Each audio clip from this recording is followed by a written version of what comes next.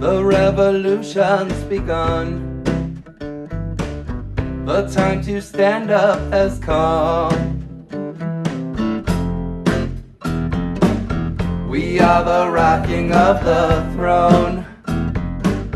We are the rocking of the throne.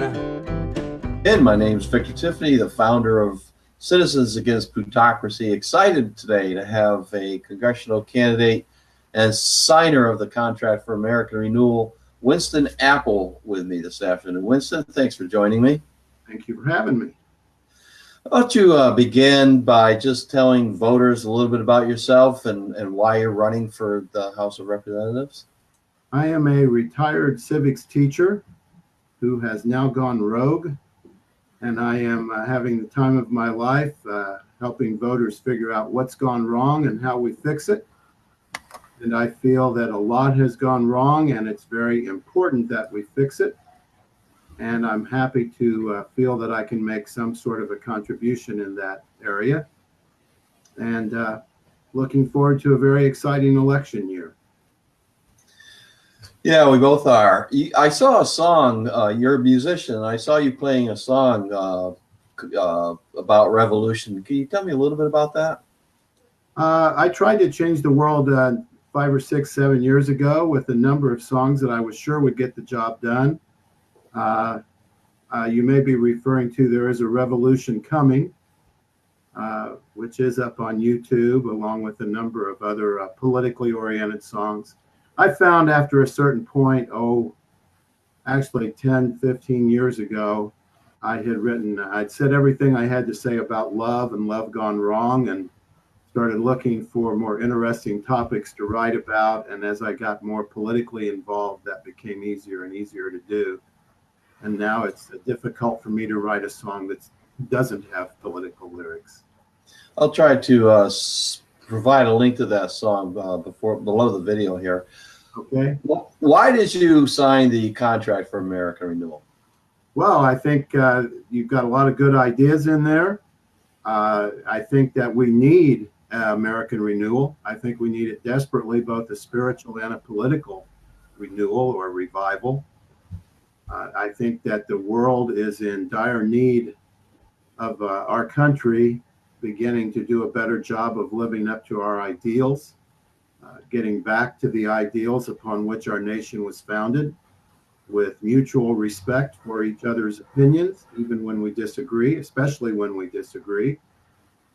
And I sense, as I think that you probably do too, or you wouldn't be doing what you're doing, that the time is right. People have had enough of politics as usual. People want change. People across the political spectrum want change. And when enough citizens realize that our democracy has degenerated into plutocracy and are willing to work together and ignore some of the wedge issues and work together to get our government back on track, you and I are going to both be very happy to have been a part of helping make that happen. Here, here. There's a number of very expensive items on the contract. The free education for qualified students, the spending on infrastructure, and the free health care, or at least Medicare for all type of thing. Are you a tax and spend liberal? No, I am a spend and tax progressive. What do you mean by that? Most people don't understand Keynesian economics very well, but John Maynard Keynes, the British economist back in the 1930s, pointed out that you can't pay your taxes with dollars until dollars are put into the system.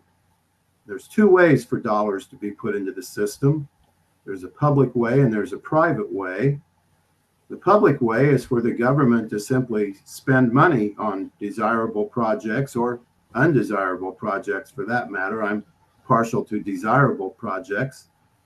You mentioned good schools for everybody and health care for everybody. I also favor a federal job guarantee with socially useful jobs that pay enough to raise a family and live in dignity. That's a quote from the Democratic Party platform. And Article 1, Section 8 of the Constitution gives Congress the power to coin money and regulate the value thereof. That's a power that state governments don't have, local governments don't have. You or I as individuals don't have the power to create money, or at least to print it. And businesses don't have that power. Now, the other way to create money is through borrowing. When you give a bank or a credit card company an IOU and they give you something defined as money, something that's readily accepted in exchange for goods and services in return, money is created. I feel it's a healthier way to create money and put it in the system by the government spending on worthwhile projects than by people going deeper and deeper into debt. Sure, I agree with that.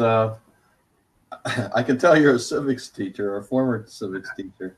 Rather thorough answer. Which of the policy positions of the 11 that are listed on the contract do you think you're going to talk about on the stump the most, give the greatest amount of attention to, if and when you're elected to Congress? Well, there's several that are really good. And I've been told that that a candidate can afford to focus on 3 or 4. 3 is the typical number. For me, that's a federal job guarantee. That's health care for all. At least the addition of a public option. In the long run, I favor a single payer system. And while there are many other fine issues to pick from, and here again, retired teacher comes into play, I believe that we need to get our public education system back on track. I believe that we need federally funded but locally controlled schools with a strong emphasis on the development of civic skills and critical thinking skills. That was the original justification for taxing everybody to educate all of our children. People who don't have children or don't have children of school age benefit when we have a well-educated and well-informed citizenry. And that doesn't have to just be done through the public schools. The broadcast that you're doing here right now and what you're doing with Citizens Against Plutocracy, is educating people and informing them. Well, we hope so. How are you going to deploy this contract? Have you sent out a press release to the media to let them know that you're a contract? You're one of almost 75 candidates nationwide now.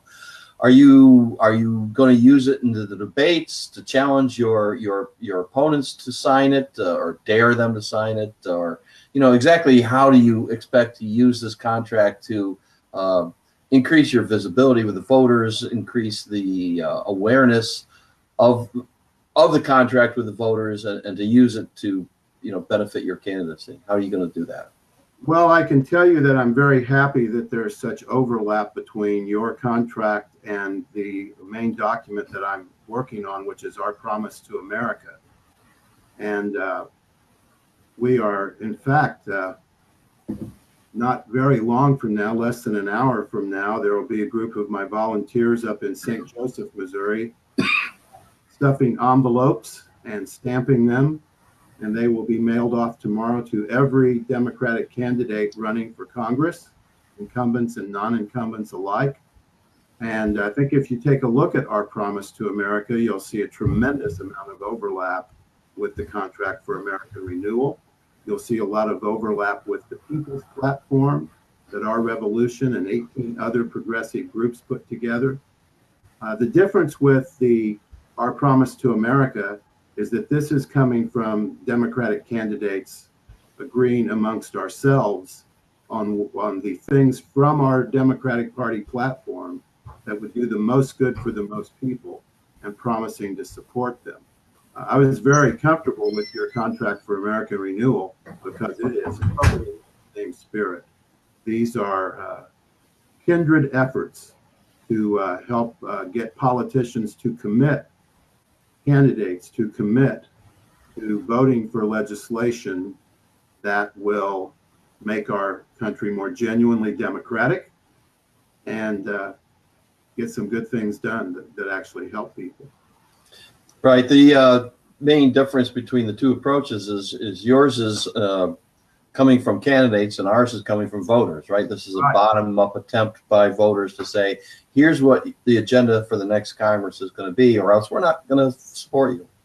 And I see where those two, the Venn diagram, where these two overlap, you have found the sweet spot between voters and candidates. And I see that as a very large area right now. I think it's very clear what the voters want. And I think that it is up to both major parties to start listening more closely to what the voters want and responding to what the voters want. I'm very happy. When I first read through the Democratic Party platforms, I was very impressed. I'm now on my 4th trip through, and I'm finding more and more things to pull out and focus on. I think if people know what's in the Democratic Party platform, you'll find that a lot of the Contract for American Renewal is in there. A lot of the People's Platform is in there, pretty much all of it. So there's broad agreement on what needs to be done. And you know, and I know, obviously from where you're coming from, you know this very well. The problem is it's very easy for politicians to make promises, and then once they're safely elected, they tend to forget about those promises.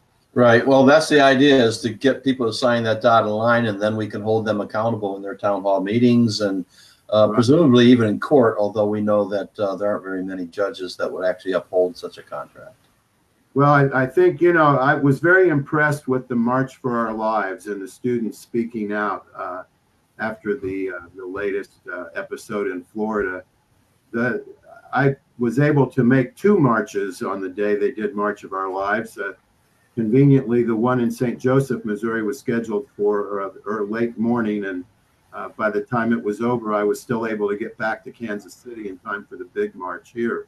I was so impressed that these young people know what you and I are trying to wake people up to. You've got to hold politicians accountable.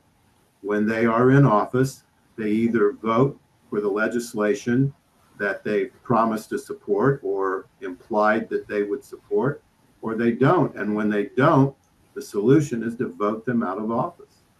Well, that is certainly the idea. Let me ask you one last question before I let you go.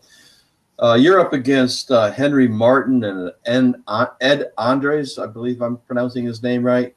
Why do you think, or why do you believe voters should choose you instead of one of your 2 opponents? What is it you're going to bring to the table that they lack? Well, I think that I am deeply committed to a political revolution in this country. I've been, as you pointed out, the song that you mentioned was written in 2011. I've been waiting for us to take the next big step forward in the American Revolution. I mean, the way I look at this in the long perspective, that the American Revolution that began on July 4th, 1776, remains incomplete. We've not really achieved genuine democracy.